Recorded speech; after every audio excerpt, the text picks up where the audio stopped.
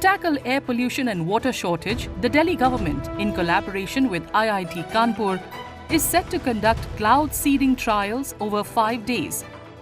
As per government officials, flights will carry out the operations in succession depending on weather conditions.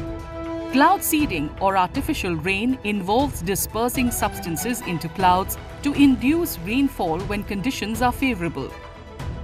एक decision ये लिया कि हम एक ट्रायल बेसिस के ऊपर दिल्ली के अंदर क्लाउड सीडिंग से रेन बरसात कराएंगे।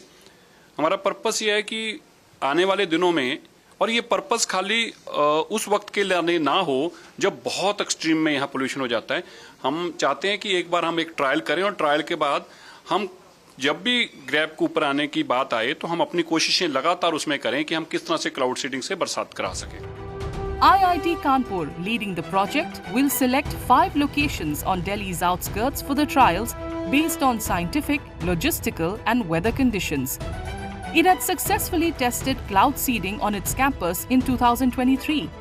क्लाउड्स के लिए एक मिनिमम क्लाउड सीडिंग के लिए भी मिनिमम क्लाउड एरिया चाहिए, उसके साथ उसमें जो है ड्राइनेस इतनी ज़्यादा ना हो, मॉइस्चर का एक लेवल होना मैंडेटरी है, जरूरी है, मतलब जिसमें कम से कम उतना होना चाहिए। वो कब होगा, कैसे होगा, ये तो नेचर के हाथ में, हमारे हाथ में नहीं है।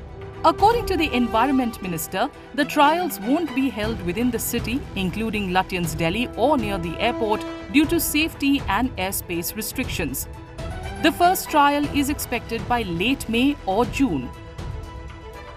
हम DGCA के साथ और हमारी जो कानपुर IIT कानपुर के साथ मिलकर वो ही एक बार डिसाइड करेंगे कि कौन सा एरिया होना चाहिए, क्योंकि वो VIP जोन से बाहर होना चाहिए।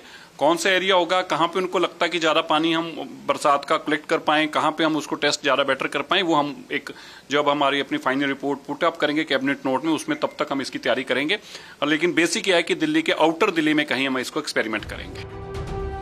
The initial operation will cover 100 square kilometers on Delhi's outskirts, followed by a scientific assessment to gauge its effectiveness and environmental impact.